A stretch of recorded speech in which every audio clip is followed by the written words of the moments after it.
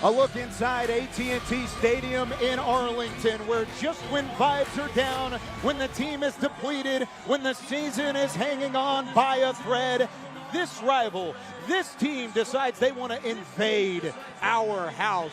Today, it's the Dallas Cowboys taking on the Philadelphia Eagles, and we are live from AT&T Stadium and the AT&T East Plaza. Cowboys Nation, it doesn't matter what the record is. It doesn't matter who's on the other sideline. Today, it's all about the Cowboys getting back on track here from AT&T Stadium. Alongside Barry Church, former Cowboys safety, we've got Super Bowl champion Isaiah Stanback in the building, and then the three-time Super Bowl champ, six-time Pro Bowler Nate Newton is on the air as well. Yes, sir. I'm Kyle Yeomans. Glad you're with us. We're going to talk to Nicole Hutchison and Nick Eatman just a moment. They are down on the sideline inside AT&T Stadium. One thing that always amazes me when we come out here is it doesn't matter what the game is. These guys are ready to rock. These fans of Cowboys Nation out in the plaza are ready to rock. Yes, indeed. Yes, indeed. And Nate, here's the thing. You live your best life when we come out here, but it's even a little sweeter when it's the Philadelphia Eagles. You know it, man. I'm enjoying this right here. The bad thing about this is we are a three-game losing streak. But the great thing about this, we finna upset them Eagles and tie down their meat house, baby. Let's go. Yeah! Let's go. It does mean a little bit more. I mean, all three of you guys have been in this rivalry before. What is it like going up against a team like this with so much disdain and hatred that it just feels a little different? Oh, it feels a lot different to me. When you go into that Philadelphia Eagles matchup, you understand you're going to get the best from both sides. All right, you understand that those guys hate you on that end. We hate them on this side, and it's been like that since Nate was playing. That's right, baby. Myself. I mean, this rivalry goes deep, and I can't wait to see what the Cowboys got this afternoon. Yeah, nobody likes the Philadelphia Eagles. That's just what it is when you're a Dallas Cowboy. When you have an opportunity to rock that star on your helmet, you have a disdain for these guys. You can't stand them. You hate seeing the green. It gives you a bad taste in your mouth. So you have an opportunity to go in your crib today and take care of some doggone birds and make some wings. I like it. A little wing action. Action, man.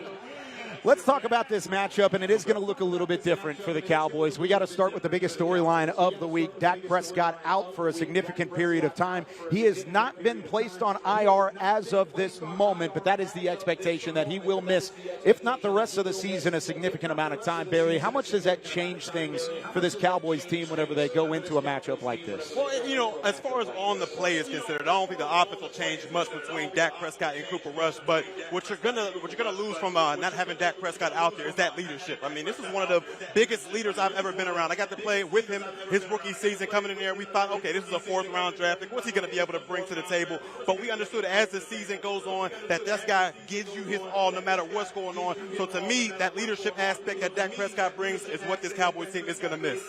Yeah, you just touched on it, the leadership aspect. And when you have your QB1, I don't care if he's the highest paid in the league history or if he's just the QB1 of the Dallas Cowboys, this is the guy that everybody looks to. He's the guy who they look at his play, they look at how he carries himself, they look at his character, and they look at how he's going to lead these guys on the field. Obviously, he's gone now, so now you have Cooper Rush, somebody who's been around, somebody who this organization trusts, this locker room understands that has been around, has the wisdom, has the cool, calm, and collectedness, and the success on the field as a 5-1 starter to lead these guys to success. He has the knowledge, he has the skill, he can place the ball, but what he's gonna need is a lot of time. Let him do this with 3-step drops, 5-step drops. He's not as strong as Dak. Dak is taking a physical beating before he went out on his injury. We can't afford for Cooper to have this type of beating because we have an even younger guy behind him. So we have to stand strong and be precise in how we do things today. That's one of the things about this quarterback room is that when you even take a step away from Dak Prescott and you do put in Cooper Rush to be a part of this offense, he has proven that he can win games in the NFL. So don't rush to conclusions when it comes to Cooper Rush. Let's take a look at some of his numbers so far throughout his career. I mean, for the most part, he's been steady hand Luke for this Cowboys offense. A 5-1 record, Isaiah, you mentioned that a moment ago, but it's really the completion percentage, the yardage, the passer rating. All of these things are steady. They're maybe not the step up that you could get from a Dak Prescott, but at the same time, that's what you're asking him to do is steady the ship. Yeah, that's what you want him to be, a bus driver. And I know that's an overutilized term, but when you look at Cooper Rush and even what he was able to come in the game last week and do, he was able to sit in the pocket while under pressure, move with calm and collectedness, being able to work up into the pocket, throw the ball on time, anticipating his receiver. He's not guessing. He's not wondering if he has the ability. He's delivering the ball to these guys and putting them in a position to get this thing that we like to say in offense called yak. That's yards after catch. So if he can do this and half the time that Nate's talking about, you're going to have opportunity to see some of these guys that you haven't seen make plays this year. They're going to show back up today. I'm going to tell you what, man. I'm going to go old school on you, man. Phil Simms of the New York Giants was a bus driver. You know, Tom Brady was the highest paid bus driver I knew. Come on, Cooper Rush, drive that bus, baby. Yeah, look, the Cowboys understand what they have in Cooper Rush. I mean, this is a guy who's an ultimate professional. He understands that when his number is called, it's going to be time for him to step up and get the job done. I believe this opportunity will be slightly different than it was back in 2022 when he took over for Dak Prescott. I believe there's going to be more on his plate. You know, the offensive line is not playing as great as it once was. You know, there's no type of balance with the run game. So I believe Cooper Rush is going to have to be a little bit more than a bus driver out there, lifting these guys on the outside to be able to get the job done. But I still believe without Dak Prescott, Cooper Rush still gives you the best opportunity to get a W. Let's hear from Cooper earlier in the week talking about the challenge at hand and taking over this Cowboys offense. Yeah, I mean, we're just trying to beat Philly. I mean, that's kind of our approach this week. You got to take them one at a time. It's a cliche, but it works. And so that's kind of the goal, and you just really take it practice by practice, game by game, and, you know, we'll see what happens. Did you need to learn to know you're not Dak when you're out there playing? Don't try and do things that he did in any kind of sense? No, I didn't think you don't have to learn that. It's just, you know, played a ton of ball in college and stuff you've been doing your whole life. You kind of trust who you are, and the system's a system. You know, you do what you're supposed to do. You do what you're coached to do. Why's your connection with CD been so good, even if you've not had a lot of time on task in games? I mean, he's pretty easy to throw to. The guy gets open. He's got good body language, size, all that. And, you know, he's been awesome this week, you know, in terms of communicating with me, letting me know what's going on, how he sees certain things, you know. And like I said, it's guys I've played with before. I watch him practice, so it doesn't take too long to get back in rhythm with him. And he's an easy guy to throw to. That's the thing about Cooper Rush, is he's going to continue to have that same mindset, whether it's a big game, small game, doesn't matter. If he's a backup or a starter, he's going to bring that mindset, and that's exactly why the Cowboys extended him back in 2023. Now, let's go inside AT&T Stadium and hear from Nick Eatman on the sidelines. Nick, what's the feeling around this locker room whenever it comes to Cooper Rush? There's a lot of trust there, but what's it been like this past week?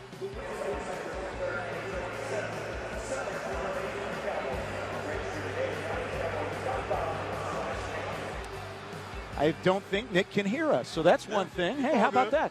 But we're going to check back in here with Nick in a moment. I'll ask that same question here to Barry Church, though.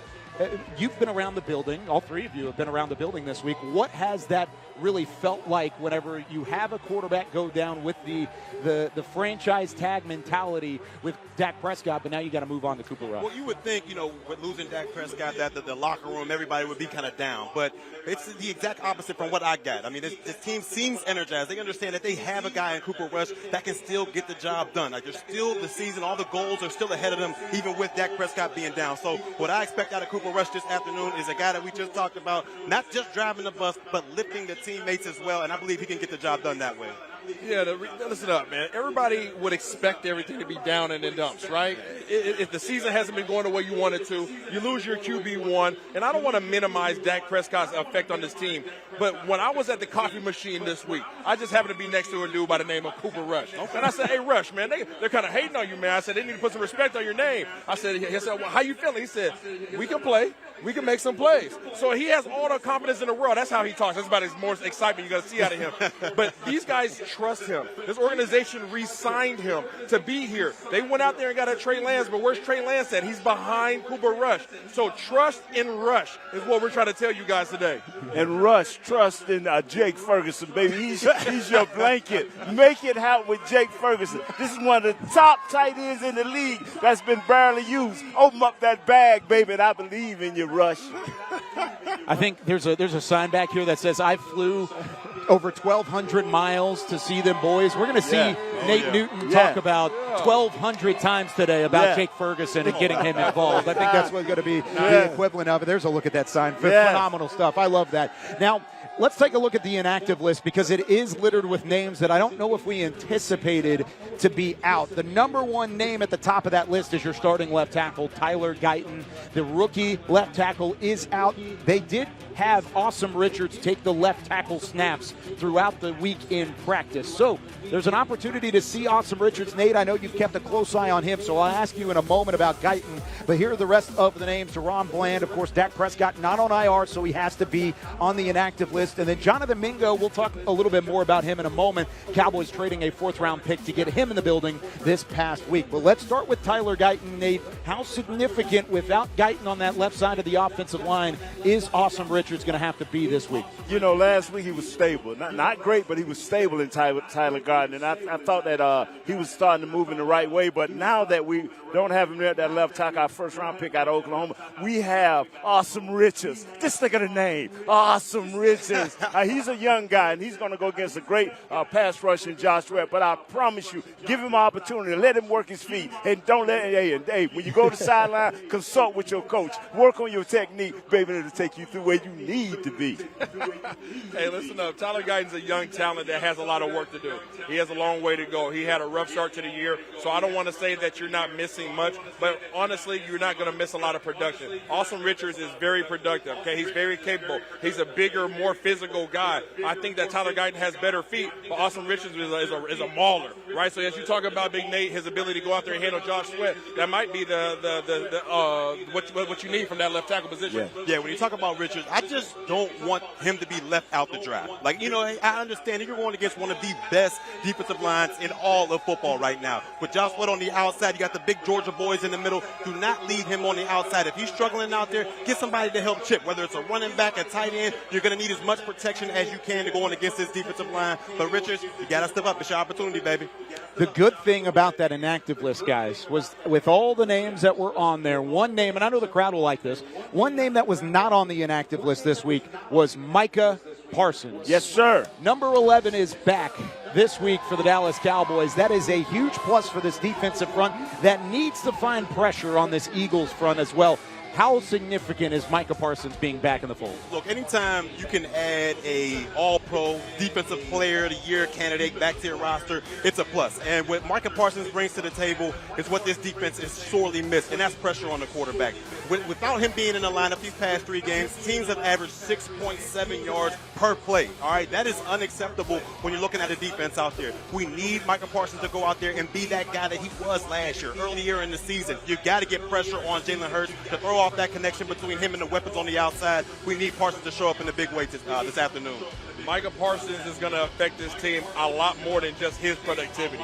The reason why is because he's the one guy on this defense that the offense has to circle with the red laser and say, focus your attention on him. Don't let him beat you. And if you are having that one guy that's now present on your defense, other guys can eat. What else can other guys do? Other guys are going to have the bold of confidence now to go out there and do their jobs better. The defensive line is going to play better because they're going to be more confident. The linebacker is going to be able to free flow more. Your cornerback is going to be able to be more aggressive on the outside and come up and pressure because they know there's not going to be as much time for these receivers to get open. So everybody gets better by having Micah Parsons on the field. He's going to give us 25 to 35 snaps. He's not the explosive guy if we try to play him the whole game, because that is his game. He needs to come up out of his stance, better still, come up out of a 2-point stance, stay up so you can see what's happening, but be explosive. And when you get a little tired, it's all right to tap out, baby. Yeah, hey, I'm being honest here. At the defensive end position. Yeah, at the defensive end position, not at the quarterback. I don't need it. That's like Kyle tapping out. You know what I'm saying? Sorry, guys, can't make it. Got to get out of here. All right, I want to talk about the trade that happened earlier in the week. It's been met with some criticism. It's been met with a lot of question marks around Jonathan Mingo, former second-round player, 2023 second-round pick out of Ole Miss. Hotty toddy. I'm sure there's probably some Ole Miss individuals out in the crowd today. But when it comes to the Jonathan Mingo trade, they send a 4th-round pick for Jonathan Mingo and a 7th-round pick in return. this isn't a move for 2024, is it, Isaiah? This is a move for the future. That's exactly what this is, Kyle. I know everybody's looking for impact, and hopefully after this week he's able to come and make an impact on this team. Because you don't have a lot of additions outside of CeeDee Lamb right now. Not a lot of people contributing. Brandon Cooks is down. Jalen Tolbert's still figuring himself out. So you're hoping that he can make some contributions this year. But the reality is he's somebody who's still under his first contract.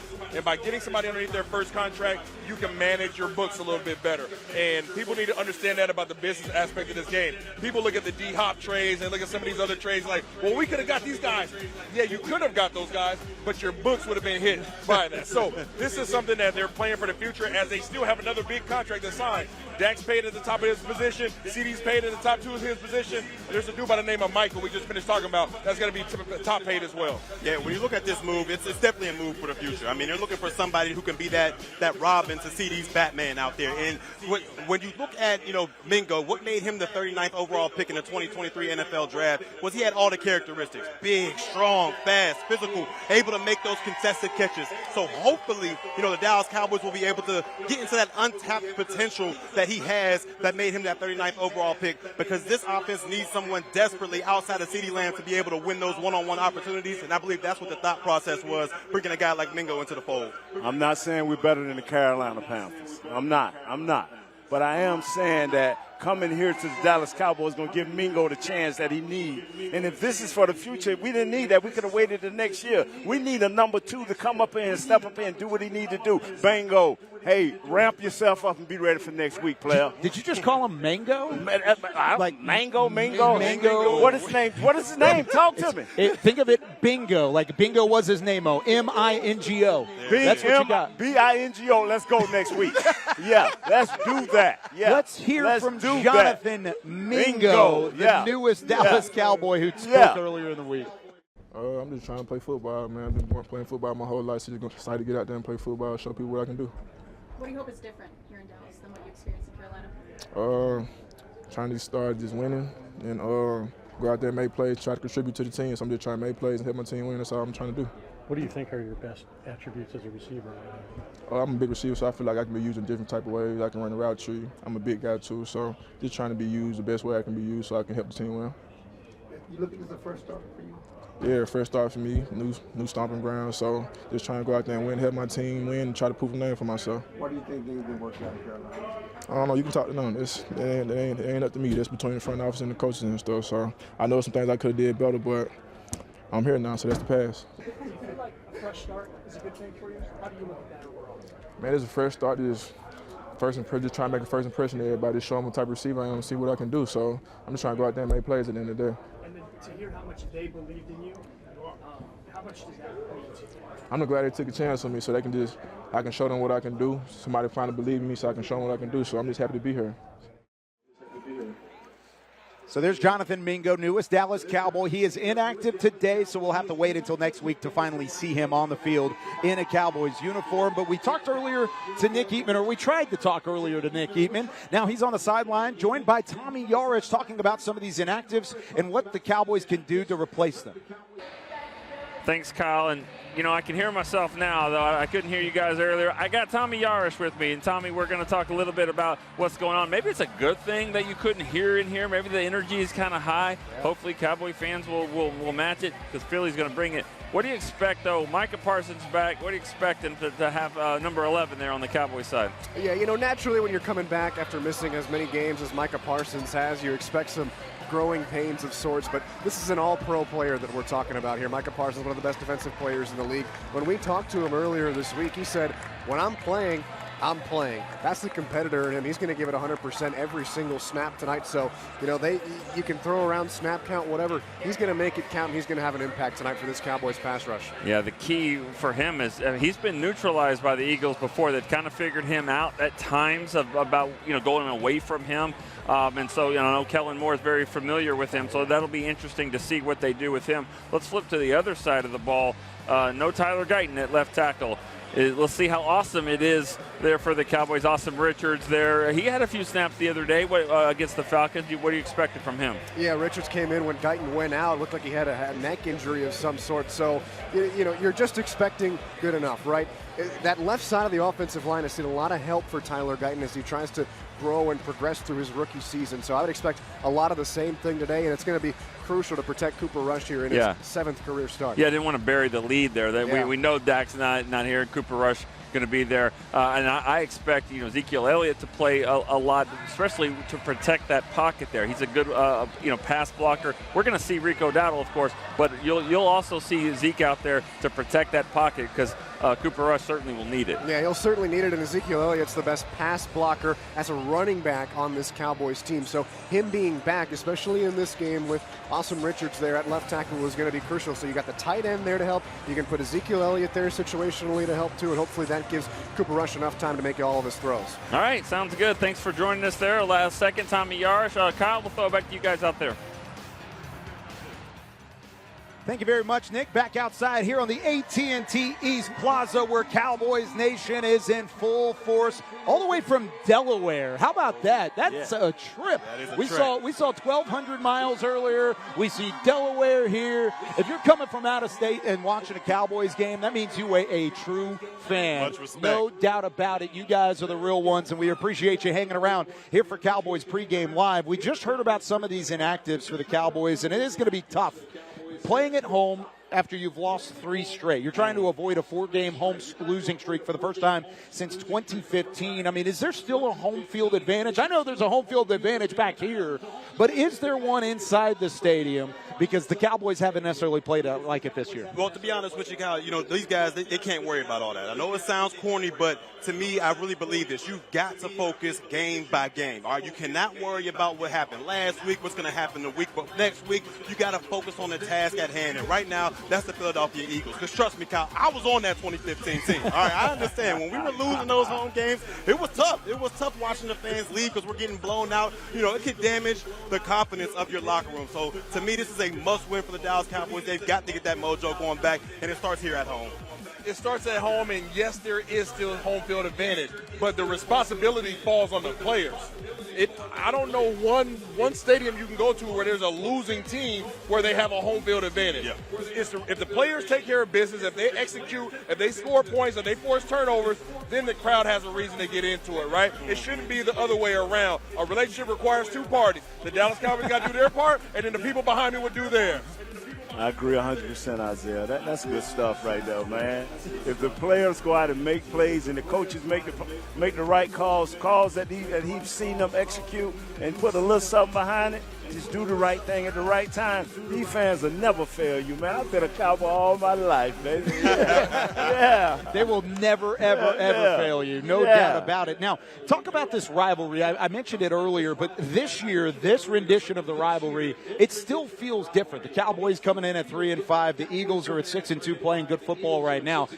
With it being a rivalry, anything can happen, right, whenever it comes to these two franchises? Oh, without a doubt, anything can happen. And as a player, like these guys just said, you got to be prepared for that. I mean, we understand, this is a huge rivalry between the Dallas Cowboys and the Philadelphia Eagles. Since 2016, it's been one of these 2 teams that have won the NFC East outside of that 2020 year when the Commanders won it. But overall, when you look at these 2 matchups right now, you got to throw the records out the window. You got to throw it out the window. This is going to be a heated rivalry, and I can't wait to see what both of these teams have on the opportunity on the field.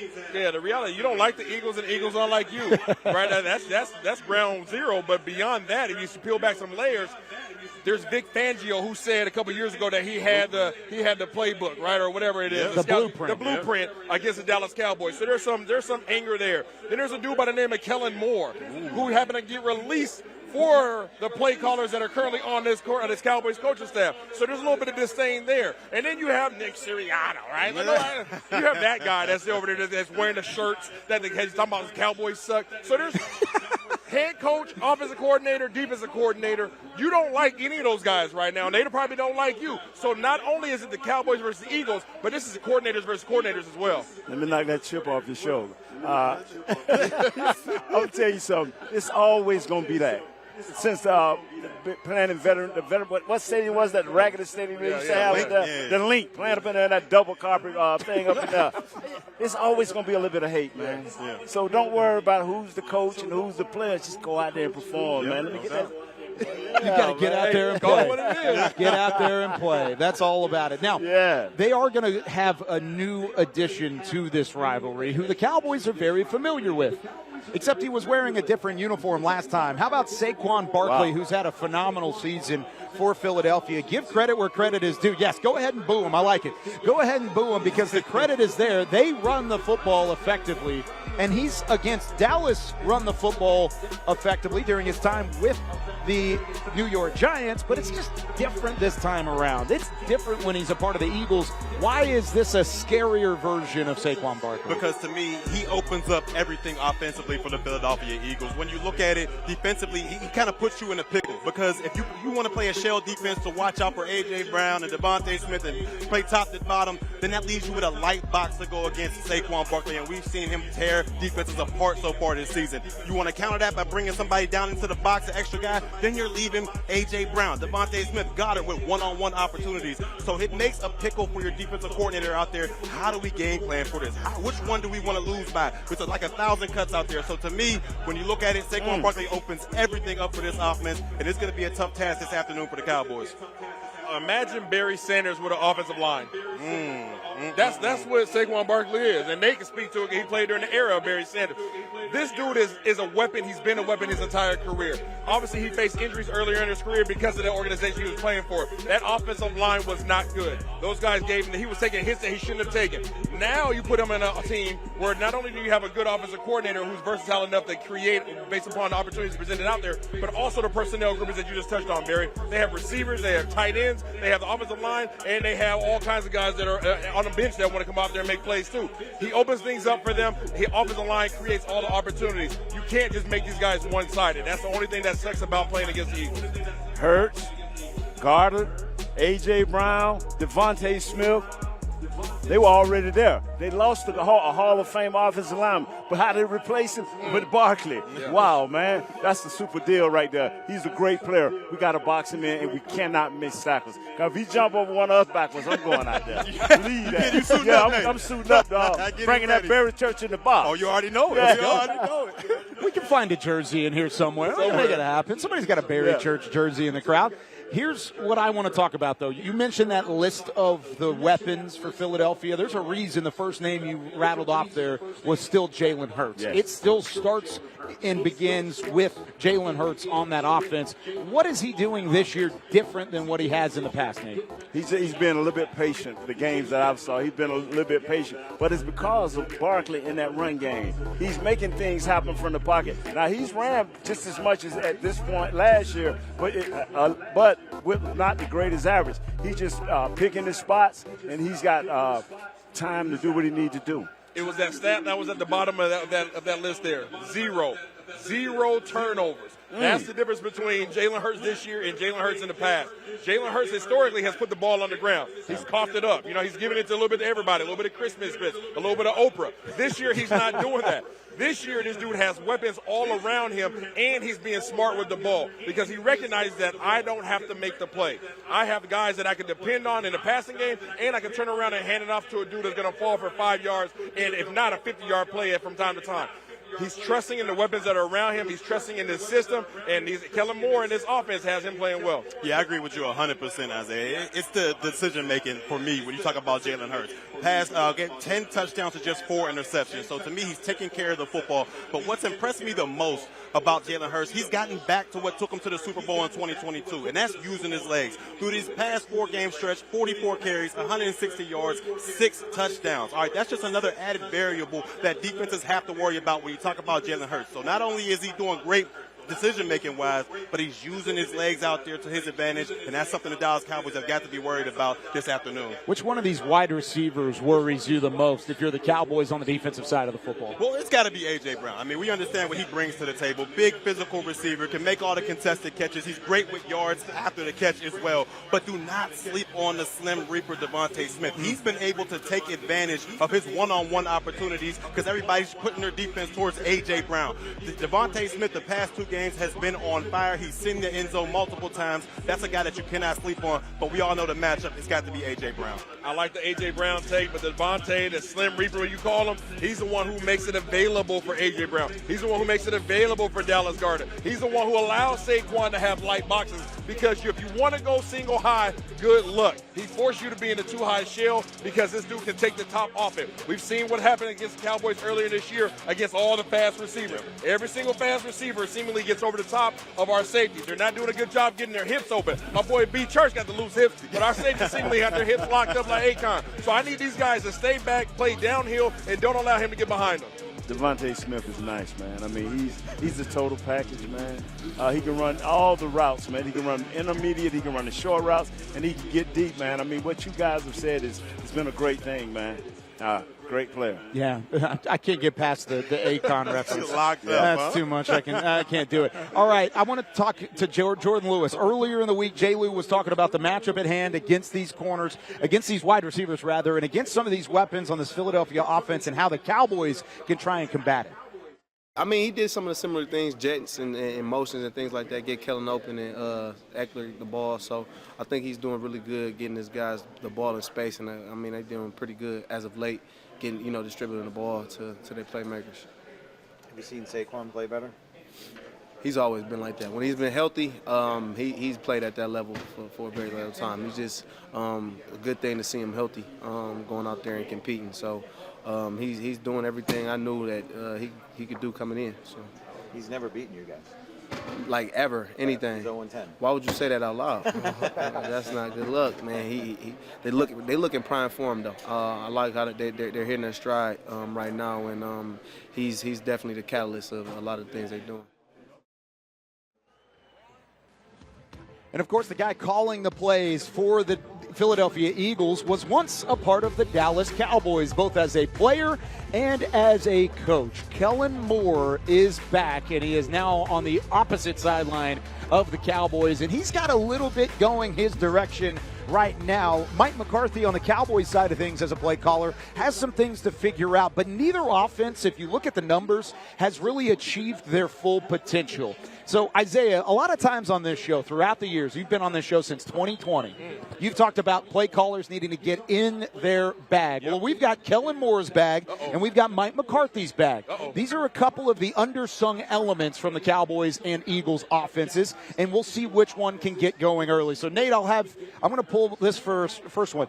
Electrifying receiver, CeeDee Lamb, he's been targeted like crazy. 32% of his targets over the last couple of days. How about that? He's been fantastic since week 7. But then you've got Devontae Smith on the opposite side. You just talked about the Slim Reaper. Devontae Smith, they can see it on the screen up there, Nate. You got you up there. But whenever it comes to these two electrifying receivers, Isaiah, how do you unlock their full potential? Well, CeeDee Lamb, you keep trying to find a way to feed him, but you got to move him around, right? You can't just let him be sedentary on the outside. He's too easy to guard in that regard. You don't want guys to be able to go up there and put their hands on him. So put him in motions, bring him across the formation, change up the shifts, put him in bunches where they can't come up and press. And then Devontae Smith, just sit back. Just go back, be the outfielder. Just go all the way back to the end zone and just keep everything in front of him, because if you don't respect what he does, then everybody else on that opposite side of the ball is going to eat. Yeah, and that's what makes things so hard when you're going against the Philadelphia Eagles right there. I mean, Devontae Smith forces you guys to play top to bottom, and then you got that mean run game by Saquon Barkley. But I agree with you 100%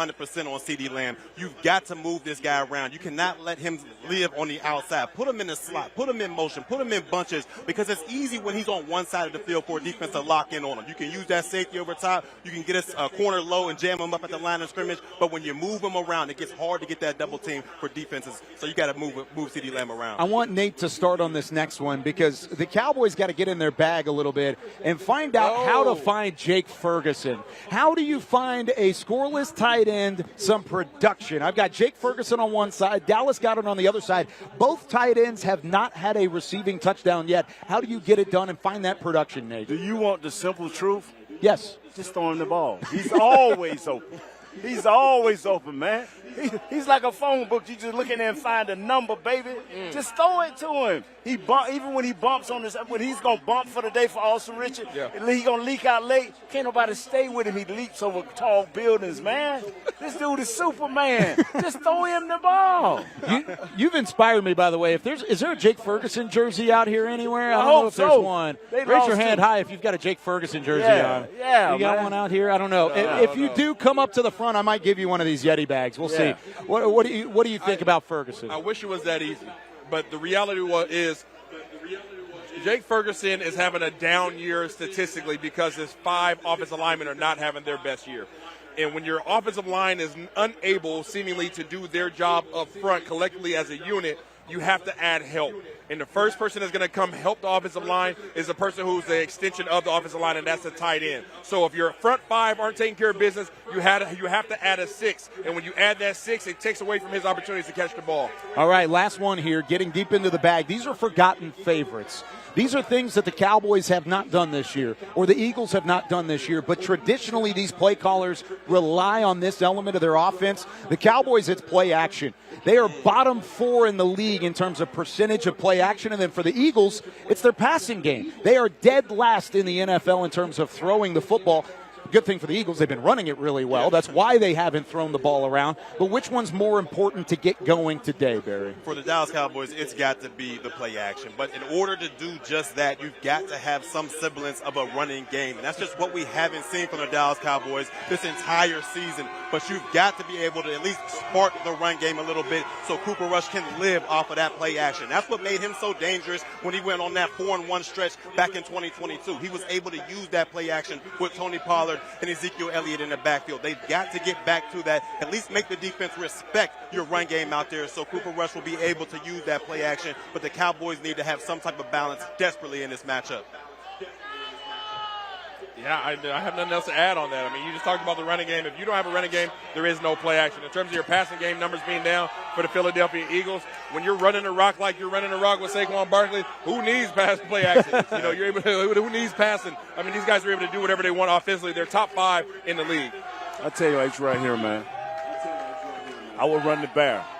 I would run the bear defense to make sure they didn't run. Because I want to see if my man really can still throw that rock, Jalen Hurts. And I mean, he got 2 exceptional receivers and a great tight end in Garda. But, I would run the bear defense. I'll find me the biggest dude on the practice squad, about 340 pounds, just let him sit in the middle and grab grass.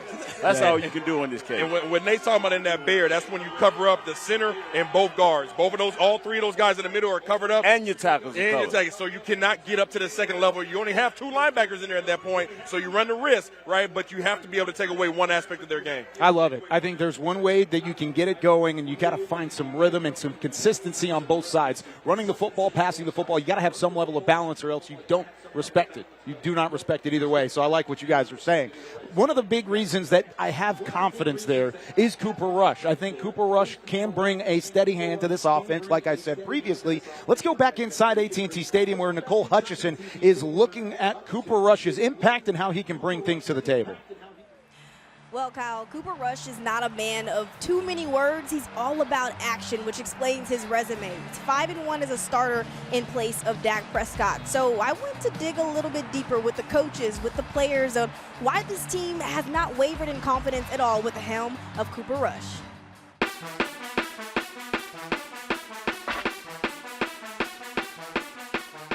In AT&T Stadium, the Eagles will be locked in on slowing the rush, and I'm not talking the pass rush. Rush, back of the end zone, it is a touchdown for Jalen Tolbert. Cooper Rush, a name that's been called upon in crunch time too many times before and is needed again. Cooper Rush is as respected as a backup quarterback that I would say since Rich Gannon, when I was at Rich in the 90s of Kansas City Chiefs. I mean, he carries that type of credibility. He's a great teammate, wicked smart, instinctive. Let's start first with his credibility. Rush is 5-1 in his 6 starts as a Cowboy. His 2022 4-1 run and Dak's absence being the most notable. Keeping Dallas' season alive that year helped keep him here in Dallas. I just remember, how well he played and how well the team played, not just offensively, but, as a team, and the confidence in Coop and the confidence in the team and finding a way to win. And Again, probably what Todd was speaking to, just his demeanor. I mean, you know, he's so consistent. Consistency in his prep, his work, and the way he plays on the field is also what gives this wide receiver room confidence. We've connected. Just going out there, we've taken a lot of reps outside of practice, just talking, communicating, getting on the same page. We know what Coop can do. The confidence is still there, obviously. Just standing there and deliver. So far, Rush has the credibility, consistency, but it's also his cleverness he possesses. You know, the guy understands the scheme as well as anybody. Maybe one of the smartest, QBs I've ever been around, just in terms of not just the understanding the X's and the O's, but the application of it. If there's doubt, just look at how Rush manufactured drives to keep the Cowboys in the game against the Falcons. It'll be a battle like his last start he suited up for back in 2022 that came against Philly. But he has the one thing you also need in your QB. His temperament's excellent. I would say, you know, he's as even field as an individual, especially quarterback that I've had the opportunity to work with. So cerebral, smart, and, you know, he gives you the flexibility to continue to play. Cooper Rush expected to come in and help things out for this Cowboys offense. He'll do so wearing the bicentennial helmets, red, white, and blue on the helmet for the Cowboys today. It is the salute to service game, and something that no matter if you're a Cowboys fan or an Eagles fan, saluting our veterans is one thing we can all cheer about. And the Cowboys, of course, saluting service all month long, all November long, but especially today in the bicentennial helmets. It's only the 5th time they've ever worn these helmets, and the Cowboys looking to get another win in doing so. We've even got the Salute to Service logo and the National Medal of Honor Museum logo behind us as well. The National Medal of Honor Museum just down the street on the other side of those trees. It'll be opening in 2025, and they continue construction. Lots of cool things this week, getting the opportunity to serve some veterans and, of course, the players getting involved as well. We've got Barry Church, Isaiah Stanback, Nate Newton. I'm Kyle Yeomans, and we've got some great Cowboys fans back here bringing the energy and continuing to cheer for this Cowboys team. And my first question to start off this segment has to be, and it's got to be the question that a lot of these Cowboys fans are probably asking, can Cooper Rush keep the playoff hopes alive for the Cowboys, Isaiah? Can he do it? Well, Cooper Rush can only control what Cooper Rush does. I'm going to put it like that. He can't play for everybody. And Nate touched on it earlier. In order for Cooper Rush to have success, those front 5 guys that are blocking for him have to give him time. He showed last week that he was able to handle things under duress, but you don't want Cooper Rush handling things under duress. Yeah. Cooper Rush is not the quarterback that is considered to be a dual-threat quarterback, so he's not going to be able to escape and get himself out of certain situations. Provide him the time that he needs necessary, and then he can find guys like Jake Ferguson. He can find CeeDee Lamb. He can find a Tolbert, hopefully. And one guy that needs to get going, that needs to be his best friend today, is going to be Kavontae Turpin. I think he throws a friendlier ball in terms of less velocity. It's a little bit more catchable ball, and I think that's going to be to the benefit of Kavontae Turpin. I'm speaking. Wow. What are you laughing at? Yes, because I'm the ultimate Cowboy fan. I'm sorry, I'm a homer. Yes, until we are out of it, we are in the playoffs in my eyesight. So that's just how I feel. I'm sorry. I like it. So you're saying there's a chance? There's always a slight chance. Always. I love it, man. But it's going to be. Don't worry about fixing my strap, bro. I'm all over the place. You're going to be good, man. But look, it's going to be extremely hard because, you know, I don't care who you have at the quarterback position.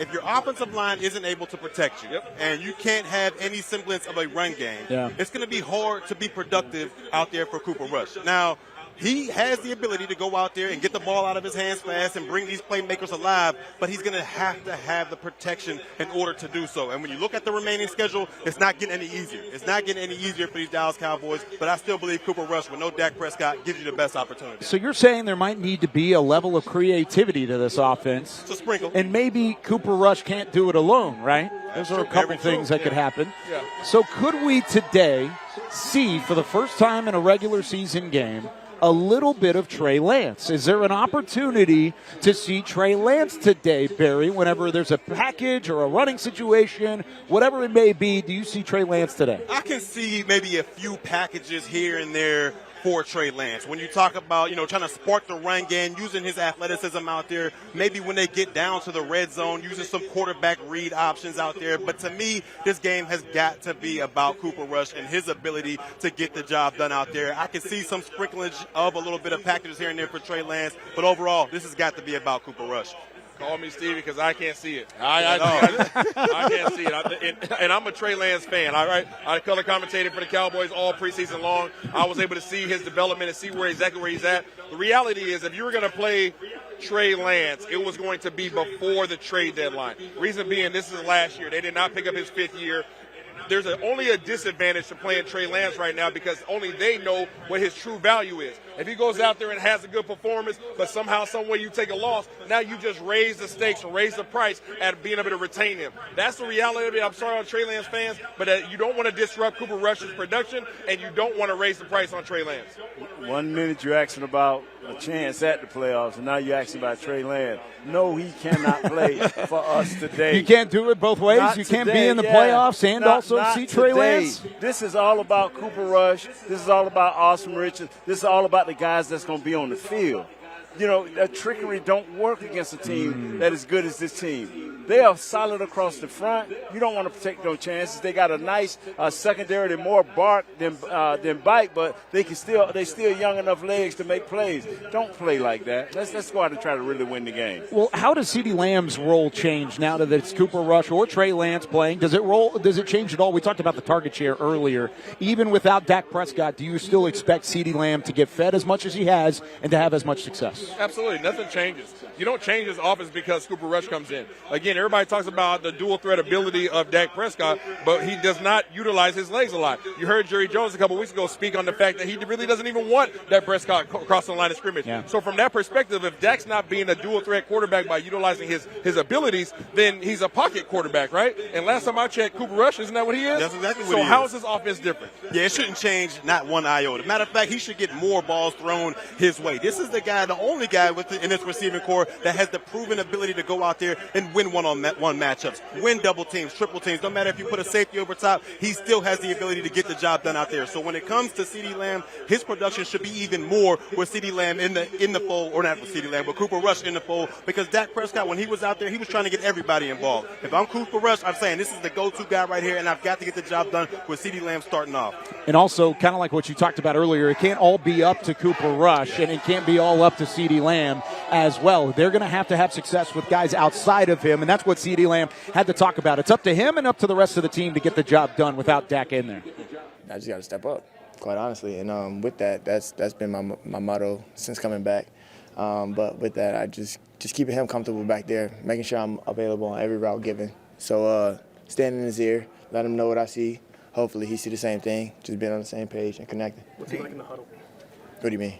Just how different is he in the huddle? Does he give it? I mean, obviously he's much more quiet, but as far as the drive and the will to win, it's all still there. So we should be fine. Receivers behind you have struggled throughout this season. Mingo obviously coming in. How can you help those guys continue to try to get better as the season goes on? Continuing to build confidence within them. Obviously, I know they be on IG and they see all this crazy stuff that's being said and then kind of exclude me. So I'm part of it, you know what I'm saying? So I would take full credibility, and that's also my room. So with that being said, it's still in the confidence. It's still in that they're the player that they think they are. So just weekend, just having them prepare the right way, hard, fast, run your route as if we in a game, and we just see how that turned out.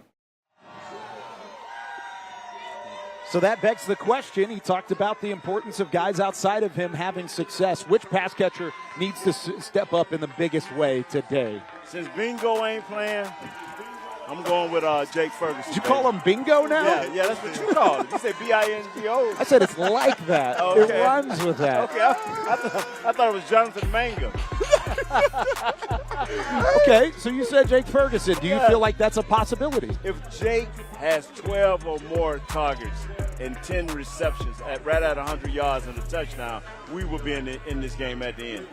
I'm going with Kavontae Turpin. Okay. I think that the Dallas Cowboys have a Slim Reaper. Okay. The Dallas Cowboys Slim Reaper is Kavontae Turpin. And if they can give him some confidence, that's all he's missing right now. He's just missing some confidence. But if you can give him some plays and he can build that confidence, he is your Devontae Smith. He's your take the top off a guy. And then he is a huge weapon in terms of getting these guys out of there and making big plays. All he needs is 2 or 3 catches a game. He's going to have 70 yards, and then CD can have another 150. Yeah, that's it. Because if he gets deep, that opens up a lot for CD Lamb. I'm going to go with Nate on this one when we talk about Berg. You know, this defensive line for the Philadelphia Eagles, they're a bunch of rough riders out there. And they're going to get after this offensive line for the Dallas Cowboys. So to me, you're going to have to get the ball out of Cooper Rush's hands extremely fast. And I think that's where Jake Ferguson can come alive. Whether it's 5-yard right over the ball, get that ball out quick, or if it's in the screen game, you've got to find a way to slow down this pass rush. And I think Jake Ferguson can have a big game tonight. Now, I do want to talk about this because there's a lot of Eagles fans making some noise here. But there is an opportunity to have some success against this Philly defense. They're not as good as the numbers indicate. And I think there's an opportunity for the Cowboys, especially pass catchers-wise, to get after the Cowboys, or get after the Eagles defense, who've been good over the last couple of weeks. But in the first 5 weeks, Isaiah, they showed some opportunity in a window that teams can take advantage of. How did the Cowboys do it today? Slide protection. If you can't, it's going to be hard to move these guys off the ball in the run game. That's just reality. Those big Georgia boys in the middle make it difficult for you. But what you can do is you can slide your protection. And the reason why you want to do that, Big Nate can speak to it more than me, is you get those big fellas in the middle, Jalen Carter, okay? You get those guys, Big Baby Davis, get those guys caught up in the wash. That's the last thing you want to be doing is trying to block those guys one-on-one. They're bigger versions of Osa Odigizua. They're bigger, stronger guys, just as twitchy, but those guys are ginormous. So go ahead and slide the protection, get those guys caught up in the wash, and let your pressure come from one direction where Cooper Rush can see it to his open side. Bootlegs, waggles, stuff like that, man. That can help you, man. And be precise in what you're doing. Don't. If you see something, go for it. And I'm talking about the quarterback. And you do. And turn protection will help. But you know what, fellas? That is why they can't, because they got those 3 horses in the middle and sweat outside. So that turn protection going to be hard. Yeah, to me, this Cowboys offense, they've got to be able to take advantage of this Philadelphia secondary. It's a young secondary sprinkled with a little bit of veterans in there. They got 2 rookie corners out there starting for the Philadelphia Eagles, and they do have a guy by the name of Big Play Slay, but he's not what he once was. Nope. But it's all going to come down to this offensive line being able to protect for Cooper Rush. If you can give him the opportunity and the time back there, he can pick apart this secondary. So I believe this can be a big opportunity for this offense to take advantage of a young, talented but young Philadelphia Eagles secondary. Now, let's talk about the front seven, too, because I think that front seven, you mentioned some of those guys up front, the pass rush is there. Can they get home against this Cowboys offensive line that, of course, now doesn't have Tyler Guyton? They've got Awesome Richards on the edge. What's the challenge there? Oh, it's going to be a huge challenge. I mean, when you're talking about the last 4 weeks of the season for the Philadelphia Eagles, they've had 17 sacks. Yeah. All right, they're averaging 4 sacks per game out there. So it's going to be a tall task for this offensive line for the Dallas Cowboys, who hasn't performed the way we thought they might perform out there, to block these Georgia boys in the middle, to block the edge rushers they have on the outside. And, oh, by the way, Vic Fangio, he loves to bring those linebackers as well. Nakobe Dean has been playing exceptional these past few weeks. So, to me, this is going to be a tough task for the offensive line for the Dallas Cowboys. How much success can Rico Dowdle have running the football tonight as they take on this Eagles front seven? It's not going to be much, but you still have to run the ball 30 times. It's not going to be much. And you're going to have to be careful how you do it, but you're going to have to try to punch it in there 30 times just to keep them honest, man. You don't want them all over Cooper Rush.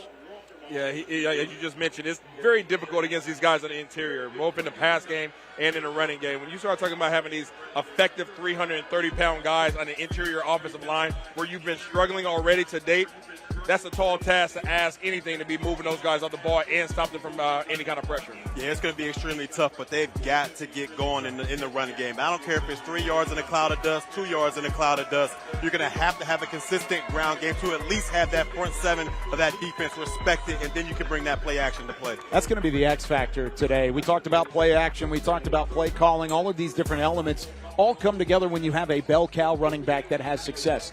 We saw it with Rico Dowdle. They had success at times, but they just couldn't continue that consistency all the way through in that Atlanta game. They're going to have to do so whistle to whistle against the Philadelphia Eagles today. Let's go back inside AT&T Stadium where Nick Eatman is standing by with Cowboys COO Stephen Jones.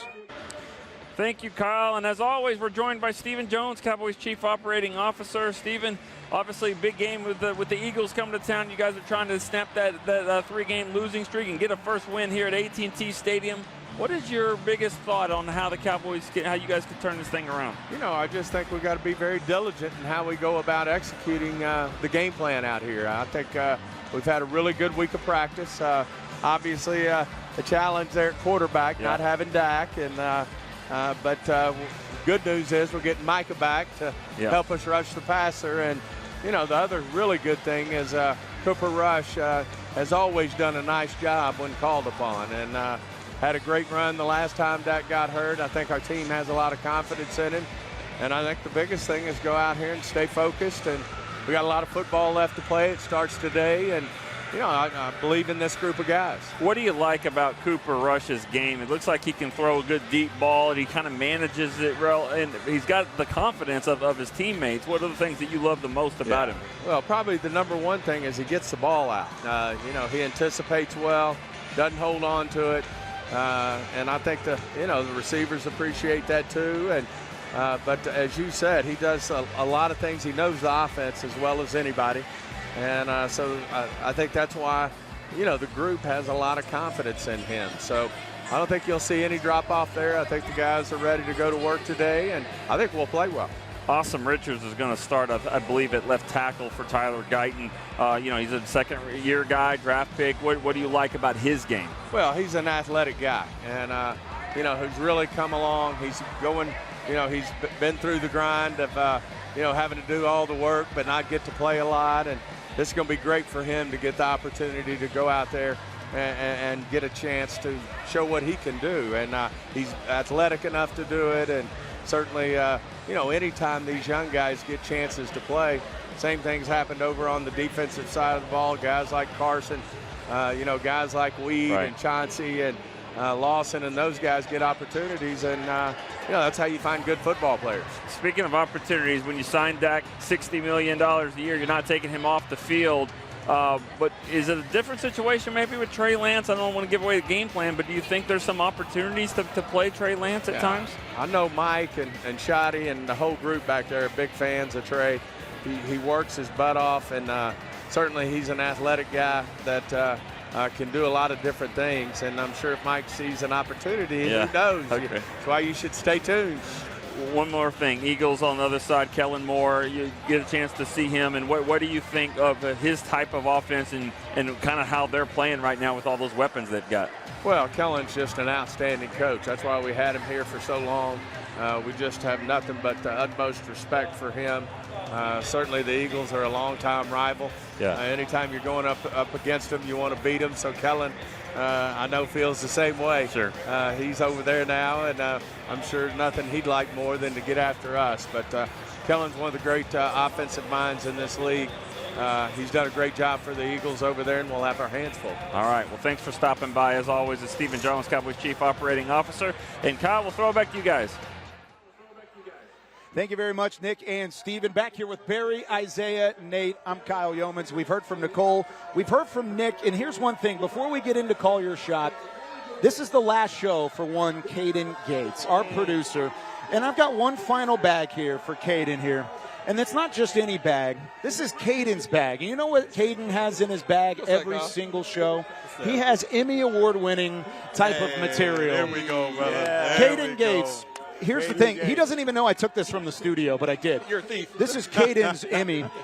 Kaden has had his hands on Cowboys Pregame Live from before it really took off. Yeah. He is the reason that we are who we are today from this show as we take a look at some of the old Kaden Gates. Here's the thing. He doesn't even know this is a part of the rundown. He doesn't like talking about himself, but I'm going to say it from the heart here. Kaden is one of the more influential individuals that I've ever had the opportunity to work with.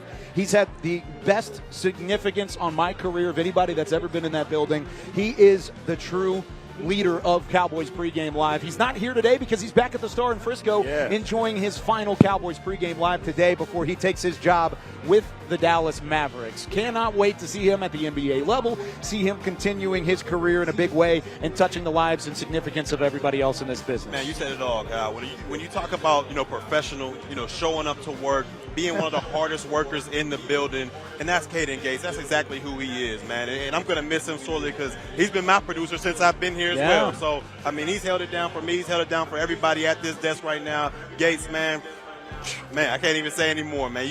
You're one of the good ones for sure. Yeah, respect to KG, man. He's been holding it down for us. The thankless work, right? Yes, obviously we're giving him love right now, but the thankless work, how he keeps us all in track. I don't know how he keeps us all in line. We're one heck of a bunch to keep in line, but he does a great job of keeping us informed. Yeah, he's in my ear right now telling me what I can, but he does a great job keeping us informed, right? These rundowns, all the stuff that spends hours and hours. Thank you to his wife at home for giving up your time and for allowing him to work with us. We're super grateful, and he got 4 bodyguards for life. Yes, sir. Hey, Kaden always answers the phone when I call at 6:30 in the morning. Always. His wife, Sarah, say, "Who is that?" "Oh, it's just Nate again." Thanks, Kaden. We wanted to take some time and thank Kaden because, like you said, it is thankless work. Yep. We wanted to do it in front of this crowd at AT&T Stadium. So I want you to try this for me real quick. Whether you're an Eagles fan or you're a Cowboys fan, I don't care. Give me on 1, 2, 3. Everybody needs to say "Good luck, Kaden." All right, here we go. 1, 2, 3. Good luck, Kaden. We got a delay. That's fine. That works perfectly. Only reason we've got one of these is because of Kaden Gates, and we appreciate it as always. All right, time to call your shot. Bold prediction time for the Cowboys and the Eagles today. Who is going to get on the board? Because we need an opportunity. We've got a low bank of points to deal with today as we take a look at the call your shot rules, bold predictions, week in and week out. We're going to start here with, of course, oh, wait, they gave me -1? I didn't know we could go negative. That's unfortunate. I used to be, look at that, in week 5, I was all the way at the top, and how the glory has fallen. Oh, I hate to see it. All right, Barry, you're going to go first here. You got the 1 point on the board. What you got? Yeah, I'm going to put 1 point on the board. I only got 2, but I'm going to put 1 on the board. And my bold prediction for this game is that Cooper Rush will be able to take advantage of that young secondary for the Philadelphia Eagles, and he'll be able to throw for at least 250 yards. If we're able to do that, combine that with the run game, the Cowboys could walk out of here with a W. Okay, I'm going to transition your Cooper Rush, and I'm going to say that Saquon Barkley will not rush for 100 yards today, that the Dallas Cowboys defense finds a way to wrangle him up, all right, and keep him under 100 yards. You know, I was forced not to go with Jake Ferguson. I was forced by the guy that's leaving. Luka Doncic to you, brother. Yeah, I'm going with my boy Rico Dottle for 75 yards with 1 point. Y'all like that? I love that. That was almost Italian, wasn't it? Luka Doncic. That's awesome. That's awesome. Okay, I've got -1 point, but I guess I'll try it again here. I'm going to say a Dallas tight end will score a touchdown today. It hasn't happened all year long. They're going to find a way. It's either going to be Ferg or Schoon or Brevin Spanford. I don't care. One of them tight ends is going to finally have a touchdown today, and we're going to get off the schneid from the tight end room so far.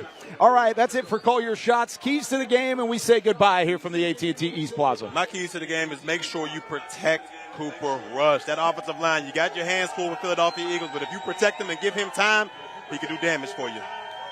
Make Jalen Hurts remember who he used to be.